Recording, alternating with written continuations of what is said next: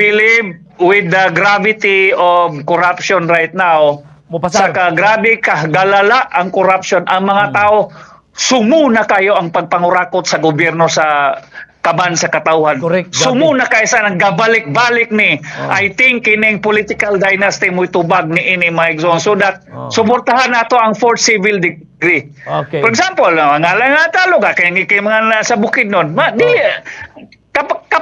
kapas man na sila. Pwede ba ang ubanasan? Meaning one after na pagkahuman nimo aya na yun ang sunod. Dili nga magdungan. Correct. Sila lugar mo ikwan at sa bukid no lugar sila ray kabalo, si Bombo Jim di lugar kabalo. Binuang. Wala gina. Ako bitaw pangulitawan biya mo attorney murag lanog-lanog na mangingalan nimo hinog ka na ba gyud sa unsa di inyong tuyo nako. Padagano ka na mo konsyal ko nga kung ingon ini bitaw nagas politika kamo na lang sa muna akong tubag kamo na lang sa naman wala mo koy 4,000 ipamalit og boto. Mo na ang mga tao ga reklamo ta nga na corruption pero pag abot sa eleksyon gadawat masagta. Mo nagatuyok-tuyok ni. So I think ang sulbad ni Bombo James, political dynasty, anti-political dynasty within the fourth civil degree.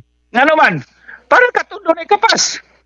Nga naman na James likuanan nga mudagan pagka-unsa-unsa. Nga doon na may kapasidad. Nga naman dilita kadagan karon kay pipilar lamanggod ka pangalan ang gabalik-balik. Mao na siya. So I think nanay panahon lugar ang katong mga kita kausay ang panggobyerno mo dili magudunta popularity dapat Lagi. merito ba merito kung makabalo ka maayo ka nga leader butaran ka sa tao dili man sa ato karon kay kung pamilya ka ini ikaw ang butaran na kay kwarta mo dili man na ang panggobyerno mo buitan na ut-ut na bangkarot ang Pilipinas tungod niya na nga mentalidad so usbuntan na I hope maedukar nato ang katawan niya nga suportahan ng ban sa political families within the fourth civil degree. Nga naman, ngunit tinuod ng demokrasya. Kan demokrasya, wala nag-ingon na pala lang kini sa political elite o pipila ka pamilya.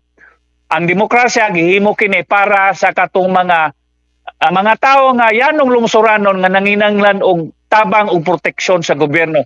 Democracy is never for the political elite, but it was designed to safeguard and promote and protect the welfare of the weak and the marginalized. Mo na ang essence of democracy lugar.